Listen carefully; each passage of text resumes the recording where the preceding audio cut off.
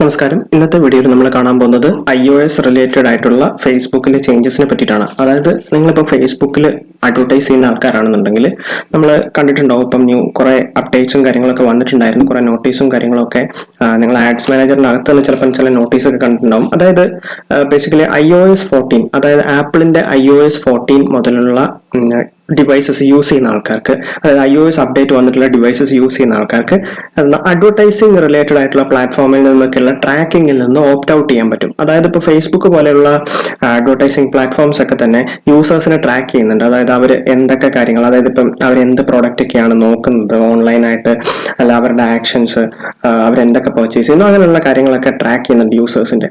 അപ്പം iOS 14 use ചെയ്യുന്ന ആൾക്കാർക്ക് ഇതിൽ നിന്നൊക്കെ ഓപ്റ്റ് ഔട്ട് ചെയ്യാനുള്ള ഓപ്ഷൻസ് ഉണ്ടാവും. അപ്പോൾ ഫേസ്ബുക്ക് പോലെയുള്ള അഡ്വർടൈസിംഗ് പ്ലാറ്റ്ഫോംസിന് ഈ iOS 14 ഡിവൈസസ് യൂസ് ചെയ്യുന്ന ആൾക്കാരെ ട്രാക്ക് ചെയ്യാൻ പറ്റില്ല. അപ്പം ഇതുകൊണ്ട് ഉള്ള ഒരു ദോഷം എന്ന് പറയുന്നത് ശരിക്കും പറഞ്ഞു കഴിഞ്ഞാൽ അഡ്വർടൈസേഴ്സിനാണ്, അതായത് പരസ്യം ചെയ്യുന്ന ആൾക്കാർക്ക്.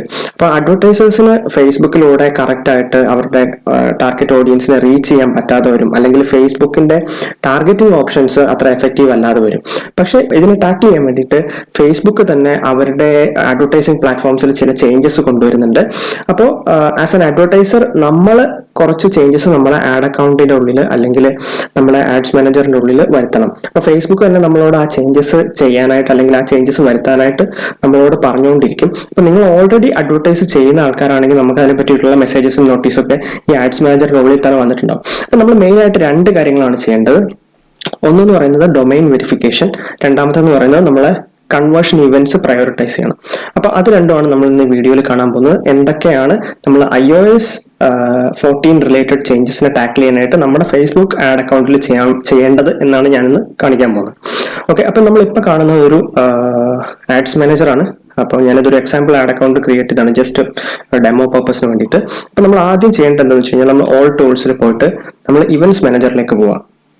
അപ്പൊ നമ്മൾ ഇവന്റ്സ് മാനേജറിൽ എത്തിക്കഴിഞ്ഞാൽ മനസ്സിലാവും നമ്മളിവിടെ ഒരു പിക്സൽ ഉണ്ട്. അപ്പൊ നമുക്ക് ഇവിടെ ഓൾറെഡി ഒരു നോട്ടീസ് കാണാൻ പറ്റും. അപ്പം ജസ്റ്റ് ഒരു മെസ്സേജ് പോലെ കാണാൻ പറ്റും. അപ്പൊ iOS 14 റിലേറ്റഡ് ചേഞ്ചസിനെ പറ്റിയിട്ട് നമ്മൾ എന്തൊക്കെ ചെയ്യണം എന്നുള്ള ഫേസ്ബുക്കിന്റെ ഒരു മെസ്സേജ് ആണ്.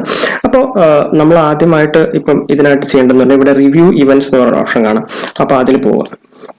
അപ്പൊ അതിൽ പോയി കഴിഞ്ഞാൽ നമ്മളിപ്പോൾ ഏതൊക്കെ ഡൊമൈൻസ് ആണോ ഇതിൽ വെരിഫൈ ചെയ്തിട്ടുള്ളത് അപ്പം അത് അറിയാൻ പറ്റും, അതിവിടെ കാണാൻ പറ്റും. അതായത് ഇപ്പം ഇതിലിപ്പം guide-small-business.com എന്ന് പറഞ്ഞ ഒരു ഡൊമൈൻ ഇതിലിപ്പോൾ ഓൾറെഡി വെരിഫൈ ചെയ്തിട്ടുണ്ട് ഈ ആഡ് അക്കൗണ്ടിൽ.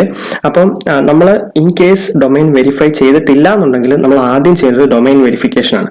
അപ്പൊ ഞാൻ അതാണ് കാണിക്കാൻ പോകുന്നത്. അപ്പൊ നമ്മൾ ആദ്യം ഒന്നെങ്കിൽ ഇവിടെ ഇങ്ങനെ ഒരു നോട്ടീസ് പോലെ, അതായത് നമ്മൾ ഇവന്റ്സ് മാനേജറിൽ വന്നു കഴിഞ്ഞാൽ ഇവിടെ ഒരു നോട്ടീസ് പോലെ കാണാൻ പറ്റും. അപ്പൊ അതിൽ റിവ്യൂ ഇവന്റ്സ് ക്ലിക്ക് ചെയ്ത് കഴിഞ്ഞാൽ നിങ്ങൾക്ക് ആ പേജിലേക്ക് പോകാം. അതല്ല എന്നുണ്ടെങ്കിൽ താഴേക്ക് സ്ക്രോൾ ഡൗൺ ചെയ്ത് കഴിഞ്ഞാൽ അഗ്രിഗേറ്റഡ് ഇവന്റ് മെഷർമെന്റ് എന്ന് പറഞ്ഞിട്ട് ഒരു ഓപ്ഷൻ കാണാൻ പറ്റും. അപ്പൊ അതിൽ ക്ലിക്ക് ചെയ്യുക. അതിൽ ക്ലിക്ക് ചെയ്ത് കഴിഞ്ഞാൽ കോൺഫിഗർ വെബ് ഇവന്റ്സ് എന്ന് പറഞ്ഞ ഒരു ഓപ്ഷൻ കാണും. അവിടെ ക്ലിക്ക് ചെയ്താലും സെയിം ഇവിടെ തന്നെ വരും. എന്നിട്ട് ഇൻ കേസ് നിങ്ങളിപ്പോൾ ഡൊമൈൻ വെരിഫൈ ചെയ്തിട്ടില്ല, അല്ലെങ്കിൽ നിങ്ങൾക്ക് ഡൊമൈൻ ഒന്നും ഇവിടെ കാണുന്നില്ല എന്നുണ്ടെങ്കിൽ ഇവിടെ മാനേജ് ഡൊമൈൻസിൽ ക്ലിക്ക് ചെയ്യുക. ഇപ്പൊ നമ്മൾ മാനേജ് ഡൊമൈൻസ് എന്നുള്ള ഓപ്ഷനിൽ ക്ലിക്ക് ചെയ്തു. അപ്പൊ നമുക്ക് ഇവിടെ കാണാം ഡൊമൈൻസും കാര്യങ്ങളൊക്കെ. ഇപ്പൊ ഓൾറെഡി ഒരു ഡൊമൈൻ ഇവിടെ വെരിഫൈ ചെയ്തിട്ടുണ്ട്. ഇപ്പം അതല്ലാതെ ഞാൻ വേറൊരു ഡൊമൈൻ ജസ്റ്റ് ഒരു എക്സാമ്പിളിന് വേണ്ടിയിട്ട് കാണിക്കുകയാണ് നമ്മൾ എങ്ങനെയാണ് വെരിഫൈ ചെയ്യാന്നുള്ളത്. ഇപ്പൊ നമ്മളിപ്പോൾ ഒരു ഡൊമൈൻ ഇവിടെ പുതിയതായിട്ടൊരു ഡൊമൈൻ ആഡ് ചെയ്യണമെന്നുണ്ടെങ്കിൽ ജസ്റ്റ് അതിന്റെ ഡൊമൈൻ എന്താണോ അത് എൻ്റർ ചെയ്യുക, എന്നിട്ട് ആഡ് കൊടുക്കുക. അപ്പൊ ആഡ് കൊടുത്തു കഴിഞ്ഞാൽ ഡൊമൈൻ ഇവിടെ വരും. അതിനുശേഷം നമുക്ക് വെരിഫൈ ചെയ്യാനായിട്ട് 3 ഓപ്ഷൻ ഉണ്ട്.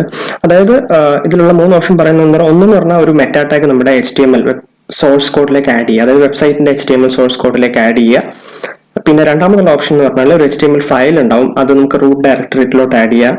അതല്ലാന്നുണ്ടെങ്കിൽ നമ്മളെ ഡൊമൈനിൽ, അതായത് നമ്മുടെ ഡൊമൈൻ രജിസ്ട്രാറിൽ നമ്മളൊരു TXT റെക്കോർഡ് DNS ആഡ് ചെയ്യാം. ഇങ്ങനെയുള്ള 3 ഓപ്ഷൻസ് ആണുള്ളത്.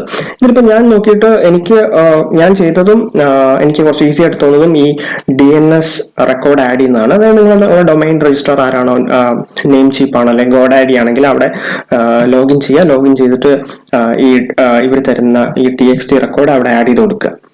അപ്പൊ നമ്മൾ അത് ചൂസ് ചെയ്ത് കഴിഞ്ഞാൽ നമുക്കിവിടെ ഇപ്പൊ ഫേസ്ബുക്കിന്റെ ഒരു TXT റെക്കോർഡ് ഉണ്ട്. അപ്പൊ ഇത് ജസ്റ്റ് കോപ്പി ചെയ്യുക, എന്നിട്ട് അവിടെ പേസ്റ്റ് ചെയ്യുക, എന്നിട്ട് ജസ്റ്റ് എൻ്റർ ചെയ്യുക, ഒരു TXT റെക്കോർഡായിട്ട് എൻ്റർ ചെയ്യുക. എന്നിട്ട് എൻ്റർ ചെയ്തതിനു ശേഷം ഇവിടെ വെരിഫൈ ഡൊമൈൻ കൊടുത്തു കഴിഞ്ഞാൽ ആ ഡൊമൈൻ വെരിഫൈ ആയി. ഇത്രയേ ഉള്ളൂ ചെയ്യാൻ. ഇതാണ് ഫസ്റ്റ് സ്റ്റെപ്പ്. നമ്മൾ ഏതൊക്കെ ഡൊമൈൻ ആണ് ബേസിക്കലി ഇതിൽ യൂസ് ചെയ്യുന്നത്, അതായത് ഈ ഒരു ആഡ് അക്കൗണ്ടിന്റെ കൂടെ യൂസ് ചെയ്യുന്നത്, അത് ആ ഡൊമൈനിന്റെ രജിസ്ട്രാറിൽ പോയിട്ട് ഈ ഫേസ്ബുക്കിന്റെ ഈ TXT റെക്കോർഡ് ആഡ് ചെയ്തിട്ട് വെരിഫൈ ചെയ്യുക. അപ്പോൾ ഡൊമൈൻ വെരിഫിക്കേഷൻ ആണ് നമ്മളെ ഫസ്റ്റ് സ്റ്റെപ്പ്. ഇനി സെക്കൻഡ് സ്റ്റെപ്പ് എന്ന് പറയുന്നത് നമ്മൾ ഇവന്റ്സ് പ്രയോറിറ്റൈസ് ചെയ്യുന്നതാണ്. നമുക്ക് അതിലേക്ക് പോവാം. അപ്പൊ നമ്മൾ ഇപ്പൊ കണ്ട പോലെ ഇപ്പോൾ ഓൾറെഡി ഒരു ഡൊമൈൻ വെരിഫൈ ചെയ്തിട്ടുണ്ട്. അപ്പൊ നിങ്ങൾ ഡൊമൈൻ വെരിഫിക്കേഷൻ ചെയ്ത് കഴിഞ്ഞാൽ മാത്രം നിങ്ങൾക്ക് ഈ ഇവന്റ്സ് പ്രയോറിറ്റൈസ് ചെയ്യാൻ പറ്റുള്ളൂ. അപ്പോൾ ഈ ഫേസ്ബുക്കിന്റെ പുതിയ ചേഞ്ചസ് പ്രകാരം നമുക്ക് 8 ഇവന്റ്സ്, അതായത് ഇവന്റ്സ് എന്ന് പറയുമ്പോൾ നമ്മളെ കൺവേർഷൻ ഇവന്റ്സ്, അതായത് ഇപ്പോൾ add to cart, purchase, lead, view content, അങ്ങനെയുള്ള പല കൺവേർഷൻ ഇവന്റ്സ് ഉണ്ട് ഫേസ്ബുക്കിൽ. നിങ്ങൾ ഓൾറെഡി കൺവേർഷൻ ആഡ് അല്ലെങ്കിൽ ഇ-കൊമേഴ്സ് ക്യാമ്പയിൻസ് ഒക്കെ റൺ ചെയ്തിട്ടുള്ളവർക്ക് അറിയാം ഈ കൺവേർഷൻ ഇവന്റ്സ് ഉണ്ട്. അങ്ങനെ 8 കൺവേർഷൻ ഇവന്റ്സ് നമുക്ക് പ്രയോറിറ്റൈസ് ചെയ്യാൻ പറ്റും. പ്രയോറിറ്റൈസ് ചെയ്യുക എന്ന് പറയുമ്പോൾ നമുക്ക് ഇപ്പം പർച്ചേസ് ആണ് നമ്മുടെ ടോപ്പ് പ്രയോറിറ്റി എന്നുണ്ടെങ്കിൽ purchase first, second priority add to cart ആണെങ്കിൽ ആഡ് ടു കാർട്ട് സെക്കൻഡ്, പിന്നെ തേർഡ് പ്രയോറിറ്റി ലീഡ് ആണെന്നുണ്ടെങ്കിൽ അങ്ങനെ. അപ്പൊ നമ്മൾ അതാണ് ഇപ്പോൾ കാണാൻ പോകുന്നത്. അപ്പൊ നമ്മളിപ്പോൾ ഓൾറെഡി ഒരു ഡൊമൈൻ ഇവിടെ വെരിഫൈ ചെയ്തിട്ടുണ്ട്. അപ്പൊ അതിൽ ക്ലിക്ക് ചെയ്യുക, എന്നിട്ട് മാനേജ് ഇവന്റ്സിലേക്ക് വന്നു കഴിഞ്ഞാൽ നമുക്ക് നമ്മുടെ ഇവന്റ്സ് അതിൽ ആഡ് ചെയ്യാൻ പറ്റും. നമ്മളിപ്പോൾ വെബ് ഇവന്റ്സ് കോൺഫിഗർ ചെയ്യാൻ പോവാണ്. അപ്പൊ നമ്മൾ പറഞ്ഞ പോലെ 8 ഇവന്റ്സ് ആണ് നമുക്ക് പ്രയോറിറ്റൈസ് ചെയ്യുന്നത്. അപ്പോൾ നമുക്കിതിപ്പം ഇവിടെ നോക്കുകയാണെന്നുണ്ടെങ്കിൽ നമുക്ക് ഈ ഡൊമൈനിന്റെ പേര് കാണാൻ പറ്റും. guidesmallbusiness.com എന്ന് പറഞ്ഞ ഡൊമൈൻ കാണാൻ പറ്റും. അപ്പൊ ഒരു ഡൊമൈനിൽ നമുക്ക് മാക്സിമം 8 ഇവന്റ്സ് ആണ് കോൺഫിഗർ ചെയ്യാൻ പറ്റുന്നത്. എന്നിട്ട് ആ 8 ഇവന്റ്സ് നമ്മൾ പ്രയോറിറ്റൈസ് ചെയ്യാൻ വേണം. അപ്പൊ നമ്മൾ ഫസ്റ്റ് ഒരു ഇവന്റ് ആഡ് ചെയ്യാണ്. ആഡ് ഇവന്റ് കൊടുത്തിട്ടുണ്ടെങ്കിൽ നമുക്കിതിൽ പിക്സൽ ഏതാന്ന് വെച്ചാൽ പിക്സൽ ചൂസ് ചെയ്യണം. അപ്പൊ ഇവിടെ ഒരു പിക്സൽ ഉണ്ട്. എന്നിട്ട് അതിനുശേഷം നമ്മുടെ ഫസ്റ്റ് ഇവന്റ് എന്ന് പറഞ്ഞാൽ ഫോർ എക്സാമ്പിൾ ഞാൻ ലീഡ് കൊടുക്കുകയാണ്. അപ്പോൾ ഇതാണ് ഓക്കെ. അപ്പൊ ഞാൻ അവിടെ പിക്സൽ ചൂസ് ചെയ്തു, അതിനുശേഷം കൺവേർഷൻ ഇവന്റ് ചൂസ് ചെയ്തു. അപ്പോൾ ഹയസ്റ്റ് പ്രയോറിറ്റി ഇപ്പം ഇതിനാണ്. അപ്പം 1 of 8 ഫീൽഡ് എന്ന് കാണാൻ പറ്റും ഇവിടെ. അപ്പൊ നമ്മൾ ഒരെണ്ണം ആഡ് ചെയ്തു, മാക്സിമം 8 നമുക്ക് ആഡ് ചെയ്യാം. ഞാൻ സെക്കൻഡ് കൊടുക്കുകയാണെന്നുണ്ടെങ്കിൽ ഇപ്പൊ സെയിം പിക്സൽ ഞാൻ ചൂസ് ചെയ്തു. പിന്നെ അതിനുശേഷം ഞാൻ ജസ്റ്റ് എക്സാമ്പിൾ ഒരു ഇതിനു വേണ്ടി ഡെമോയ്ക്ക് വേണ്ടി കൊടുക്കുകയാണ്. അപ്പൊ ഞാൻ ഇതിൽ കോൺടാക്ട് കൊടുക്കുകയാണ്. അപ്പം അതാണ് ഇപ്പൊ ലോവസ്റ്റ് പ്രയോറിറ്റി. അപ്പൊ ഞാൻ അതിനുശേഷം വേറൊരു ഇവന്റ് ആഡ് ചെയ്ത് കഴിഞ്ഞാൽ അതാവും ലോവസ്റ്റ് പ്രയോറിറ്റി. അപ്പൊ നമുക്ക് ഇപ്പൊ അത് പിക്സൽ ചൂസ് ചെയ്തു, അതിനുശേഷം ആഡ് പേയ്മെന്റ് ഇൻഫോ കൊടുത്തു കഴിഞ്ഞാൽ ഇപ്പൊ ഞാനിപ്പോ 3 ഇവന്റ്സ് ഞാനിപ്പോ ഇവിടെ ആഡ് ചെയ്തിട്ടുണ്ട്. അങ്ങനെ നിങ്ങൾക്ക് 8 ഇവന്റ്സ് ആഡ് ചെയ്യാം. അതിനുശേഷം നമുക്ക് ഇത് അങ്ങോട്ടും ഇങ്ങോട്ടും നമുക്ക് ഇതിന്റെ പ്രയോറിറ്റി അഡ്ജസ്റ്റ് ചെയ്യാനും ഒക്കെ പറ്റും. എന്നിട്ട് നമ്മൾ സബ്മിറ്റ് കൊടുക്കുക. അപ്പോൾ അതിനുശേഷം നമുക്ക് ഇവിടെ ജസ്റ്റ് ഒരു കൺഫർമേഷൻ ഉണ്ടാവും. ആ കൺഫർമേഷൻ ചെയ്തിട്ട് നമ്മൾ അപ്ലൈ കൊടുത്തു കഴിഞ്ഞാൽ നമ്മളെ ഇവന്റ് കോൺഫിഗർ ആയി. അപ്പൊ ഇങ്ങനെയാണ് നമുക്ക് ഇവന്റ്, നമ്മുടെ കൺവേർഷൻ ഇവന്റ്സ് നമുക്ക് ഫേസ്ബുക്കിൽ കോൺഫിഗർ ചെയ്യാൻ പറ്റുന്നത്. അപ്പൊ നമ്മളിപ്പം 2 കാര്യങ്ങൾ ചെയ്തു. ഒന്ന് ഡൊമൈൻ വെരിഫിക്കേഷൻ, എന്നിട്ട് ആ ഡൊമൈനിൽ നമ്മൾ ഇവന്റ്സ് കോൺഫിഗർ ചെയ്തു, എന്നിട്ട് ഇവന്റ്സ് പ്രയോറിറ്റൈസ് ചെയ്തു. അപ്പോൾ നമ്മൾ അറിയേണ്ട കാര്യം എന്താണെന്ന് വെച്ച് കഴിഞ്ഞാൽ നമ്മൾ ഒരു ആഡ് അക്കൗണ്ടിൽ നിന്ന് ആഡ് റൺ ചെയ്യുന്ന സമയത്ത് നമ്മുടെ ക്യാമ്പയിൻസ് ഒക്കെ ഈ ചേഞ്ചസ് വരുമ്പോൾ നമ്മളിപ്പം ക്യാമ്പയിൻസ് റൺ ചെയ്തുകൊണ്ട് ഇരിക്കുകയാണെന്നുണ്ടെങ്കിൽ നമുക്ക് ചില സമയത്ത് ക്യാമ്പയിൻസ് സ്റ്റോപ്പ് ആയി പോകാൻ സാധ്യതയുണ്ട്.